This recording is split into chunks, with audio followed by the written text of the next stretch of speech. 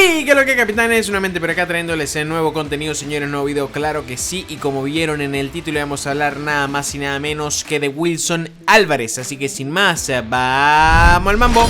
Antes de iniciar, como siempre, pedirte que te suscribas, que des like, que comentes, que compartas este contenido con toda tu familia y amigos cercanos. ¿Para qué, mi pana? Para que cada vez crezca más la comunidad. Y vamos a hablar de un pelotero que estaba destinado al éxito. Y claro que sí, Wilson estaba destinado a hacerlo. El partido sin hits que lanzó para los Chicago White Sox el 11 de agosto de 1991 cambió no solo su vida, sino también la forma en la que la nueva generación de un país abrazaba el béisbol. A lo largo de los años, cuando se le preguntaba por el juego, repetía: fue un regalo de Dios. Y quiero que se queden con eso, porque eso va a ser la base fundamental de esta historia. Wilson Álvarez se convirtió en el cuarto lanzador más joven de la historia en lograr dicha hazaña. Fue el 13º lanzador de los Medias Blancas de Chicago en lanzar un no-hitter, y el suyo fue el 14º juego sin hit en la historia de la franquicia. Y ojo al dato, porque fue el primero para un lanzador venezolano y solo era su segundo juego en las Grandes Ligas. El mundo del béisbol de las Grandes Ligas escuchó por primera vez el nombre del zurdo Wilson Álvarez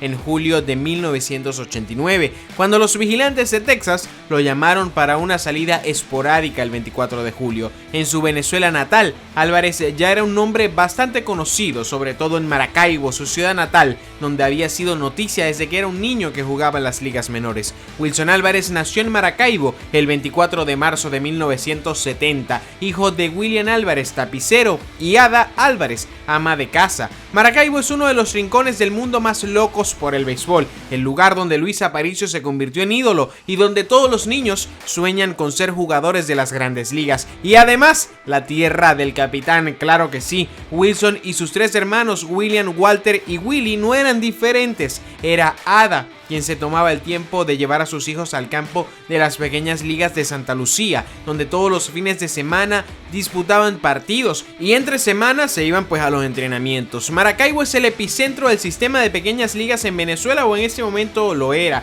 sede de la pequeña liga Coquibacoa, la primera liga venezolana afiliada a la organización con sede en Williamsport, Pensilvania. En 1955, Frank Poterak, un trabajador petrolero estadounidense, se comprometió a llevar el béisbol organizado para niños a la zona y fundó la liga, fomentando la posterior afiliación de otras ligas. En 2017, 23 de las 37 ligas afiliadas en el país operan activamente en el estado Zulia, y de los 5 equipos latinoamericanos que han ganado el título de la Serie Mundial de Pequeñas Ligas, 2 han sido de Maracaibo. Fue en este entorno desafiante y competitivo donde Wilson Álvarez creció, aprendió el béisbol y empezó definitivamente a brillar. Mientras jugaba en las ligas menores entre los 11 y los 16 años, lanzó 12 juegos sin hits, ganando notoriedad como gran promesa. En agosto de 1984 celebró el ingreso de Luis Aparicio en el Salón Nacional de la Fama del Béisbol. El Instituto Nacional de Deportes publicó una revista conmemorativa donde Aparicio aparecía en la portada, y la mayor parte del número estaba dedicada a todo su legado. En la última página, sin embargo, apareció una foto de Wilson Álvarez, un joven zurdo de 14 años que acababa de lanzar un juego sin hit de 21 ponches en un torneo nacional de béisbol juvenil. La entrada de Aparicio en Cooperstown se celebró el 11 de agosto de 1984, exactamente 7 años después y más o menos a la misma hora de la tarde en que Aparicio pronunció su discurso de aceptación. El chico de la contraportada hacía historia y lanzaba un no-hitter, y para uno de los antiguos equipos de Aparicio, los Medias Blancas de Chicago. Tras el bombo y platillo que rodeó su carrera amateur, Álvarez, de 16 años, fue fichado el 23 de septiembre de 1986 por los Vigilantes de Texas como agente libre internacional y fue asignado a las Águilas del Zulia de la Liga Invernal Venezolana. En su primera temporada inició un juego, tuvo 9 apariciones como relevista y permitió 12 carreras en 9 1/3 entradas lanzadas, terminando su primera temporada profesional con un récord de 0 victorias y 1 derrota y una efectividad de 11.57. Un par de meses después de la temporada invernal, Álvarez viajó a su primer entrenamiento de primavera en Estados Unidos y fue asignado para 1987 al equipo de los Medias Blancas de Chicago en la costa del Golfo. Obtuvo un récord de 2 victorias, 5 derrotas, 5.24 de efectividad en sus 10 primeras salidas. Fue ascendido a la Liga Atlántica Atlántico Sur de clase A, donde obtuvo un resultado de una victoria, 5 derrotas con efectividad de 6.47 en 6 salidas con los Gastonia Rangers. Terminó su primer año con un balance combinado de victorias y derrotas de 3 y 10 y una desastrosa tasa de 5.2 bases por bolas por cada 9 entradas. Álvarez creció hasta llegar a medir 1.90 metros y pesar 75 kilos. Wilson siempre fue una persona muy tímida, muy callada. Algunas personas confundían su actitud con pereza. Durante sus 2 primeros años en las ligas menores, los resultados fueron, digamos, de una u otra manera decepcionantes, pero solo en términos de estadísticas, algo no demasiado significativo para un jugador de ligas menores. El material, la joya en bruto, estaba ahí. Su bola rápida era ágil, estaba trabajando en su dominio y también en su bola curva y su slider. Entre 1987 y 90 el juego de Álvarez se fue moldeando con la competitividad del béisbol invernal, se convirtió en uno de los favoritos de la afición zuliana. En 1989 ganó el título de la Liga y la Serie del Caribe de 1989 en Mazatlán, México, liderado por el receptor Joe Girardi y el primera base Carlos Quintana. El 24 de julio, después de solo 3 semanas en Tulsa, Álvarez fue llamado para ser titular contra los Toronto Blue Jays en lugar del lesionado Charlie Howe. El joven de 19 años se convirtió en el primer jugador nacido en la década de 1970 en jugar en las grandes ligas. El primer lanzamiento de Álvarez a Junior Félix fue un strike. En su quinto lanzamiento, Félix batió un sencillo al jardín central. Tony Fernández fue el siguiente y batió un jonrón a la izquierda. En una cuenta de 2-2, Kelly Gruber fue espalda con espalda profundo al jardín central. George Bell caminó. Fred McGriff recibió 4 bolas seguidas. El manager Bobby Valentine sacó a Álvarez del juego, trayendo al veterano dominicano Cecilio Guante como relevista. El novato se marchó después de enfrentarse a 5 bateadores y ceder 3 hits y 2 bases por bola para 3 carreras. Al no registrar outs, llevaba un promedio de carreras ganadas de infinito. Los Rangers necesitaban añadir un bate veterano para el resto de la temporada y los Medias Blancas eran un equipo envejecido, con un sistema de granjas pobre. Por eso deciden hacer el cambio, en el cual enviaron al veterano Harold Baines y al jugador venezolano Fred Manrique a Texas a cambio de Álvarez, el flaco jardinero Sammy Sosa y el jugador Scott Fletcher. Pocos días después, Álvarez estaba lanzando para la AA, lanzó solo 6 juegos más para el resto de la temporada y luego regresó al Zulia, donde recuperó la confianza y la comodidad de jugar en casa. La temporada del 90 ofreció un nuevo comienzo para el zurdo y tras su sólida actuación en Venezuela fue enviado a AAA. Ese año se casó con Diana, que estaba embarazada. Comenzó la temporada con un récord de 7-7 y una efectividad de 6. Álvarez terminó la temporada con 7 salidas más en AA, yendo 5-1 y mejorando su efectividad a 4.27. El entrenador de lanzadores de Birmingham, Rick Peterson, le ayudó a afrontar sus problemas emocionales. Para los entrenamientos primaverales del 91, Álvarez venía en su mejor temporada en la pelota invernal, con 3-3 en 9 salidas con el Zulia y una efectividad de 1.38, estableciéndose como uno de los mejores lanzadores del circuito a la edad de 20 años. Parecía un veterano sobre el montículo y estaba listo para demostrarlo a los Medias Blancas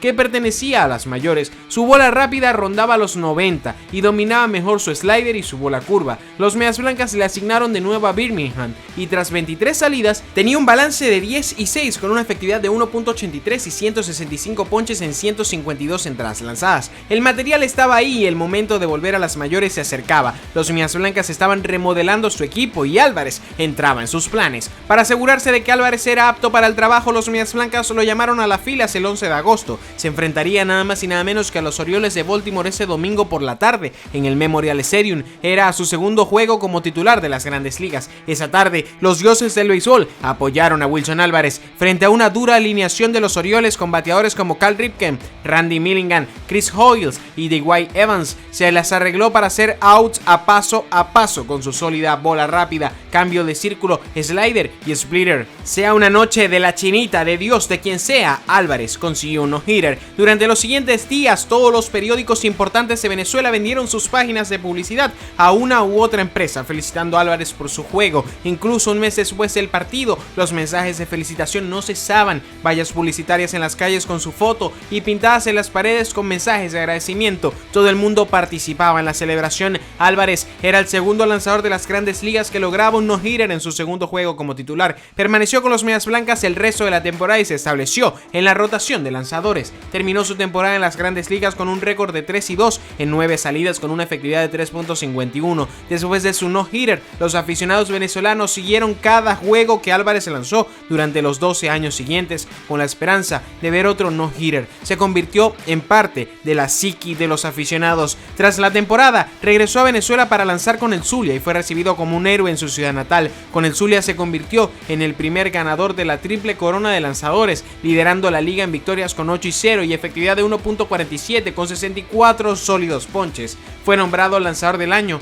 y condujo a las Águilas al campeonato de la liga y a un puesto en la Serie del Caribe de 1992. Tras su récord de 8-0 y su extraordinario año 1991, Álvarez pasó a ser más conocido como el Intocable. Álvarez comenzó la temporada de 1992 como relevista de los Medias Blancas, pero tuvo problemas, en gran parte debido a un índice de casi 6 bases por cada 9 entradas. Se incorporó a la rotación a mediados de junio y terminó la temporada con una efectividad de 5.20, iniciando solo 9 juegos de los 34 que disputó. Ese invierno regresó a Venezuela, lanzó 6 juegos con una efectividad de 4.8. Para entonces, el béisbol de las Grandes Ligas era cada vez más consciente de la carga de trabajo de los jugadores latinos y empezó a limitar las actuaciones de los jugadores claves en la pelota invernal. Los Medias Blancas veían a Wilson como una parte importante de sus planes y los aficionados venezolanos tuvieron que adaptarse a ver menos estrellas en las Grandes Ligas. En 1993, Wilson fue titular de los Medias Blancas junto a Jack McDowell, ganador del premio Cy Young en ese mismo año, el prospecto cubano-americano Alex Fernández y Jason Behr. Este cuarteto consiguió 67 de las 92 victorias de los Medias Blancas, que se proclamaron campeones de la Liga Americana Oeste. Álvarez lideró a los titulares con una efectividad de 2.95. Los Medias Blancas avanzaron a la serie de campeonato de la Liga Americana contra el némesis de Álvarez, los Toronto Blue Jays, que ganaron los 2 primeros partidos de la serie. Wilson subió al montículo en el tercer juego. Álvarez lanzó una verdadera joya, una victoria por 6-1 en el Skydome, permitiendo solo 7 hits y 2 bases por bola. La victoria levantó la moral y Chicago ganó el siguiente juego, pero no pudo contener la ofensiva de los Toronto Blue Jays en los 2 últimos juegos. Los Blue Jays ganaron la serie de campeonato y siguieron con una victoria en la Serie Mundial sobre los Phillies de Filadelfia. En 1994 fue nombrado miembro del equipo de la Liga Americana para el Juego de las Estrellas. Lanzó la parte baja de la octava entrada, retirando al equipo en orden. En la temporada obtuvo un balance de 12-8 y 3.45 de efectividad. Cabe destacar, y solo como datito, que en 1994 los Medias Blancas de Chicago pasan de ser de la Liga Oeste a la Liga Central.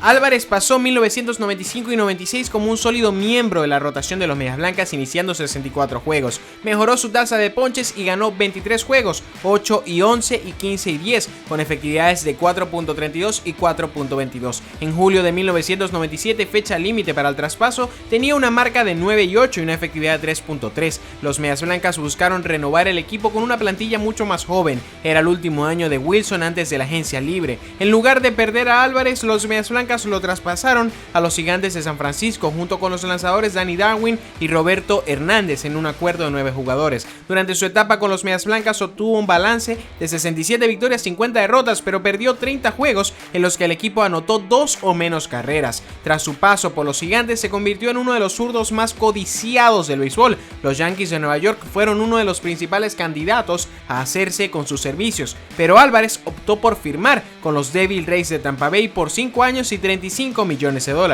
Luego de grandiosas temporadas no solamente en la Gran Carpa sino también en Venezuela, incluso llegando a la Serie del Caribe, el Intocable se había reinventado como lanzador con un hombro nuevo, pero los Tampa Bay Devil Rays lo dejaron en libertad. Firmó con los Dodgers de Los Ángeles, que pensaban utilizarlo como relevista. Tuvo una actuación sólida con un récord de 6 victorias, 2 derrotas y una efectividad de 2.37 en 21 juegos, asegurándose un puesto en el bullpen como especialista zurdo y titular ocasional. En 2004 participó en 40 juegos, 15 de ellos como titular. Tras firmar un nuevo contrato de agente libre con los Dodgers después de la temporada de 2004, volvió a sufrir lesiones en el hombro en 2005 y el 1 de agosto optó por retirarse en lugar de someterse a otra operación. El 30 de diciembre del 2005 lanzó por última vez para el Zulia, subiendo al montículo ante un puñado de aficionados en Maracaibo con el equipo eliminado en la contienda. Llevó su camiseta número 47 por última vez y retiró al equipo en una entrada de trabajo. Fue una tarde sentimental en honor de un muchacho local que había alcanzado los niveles más altos del béisbol.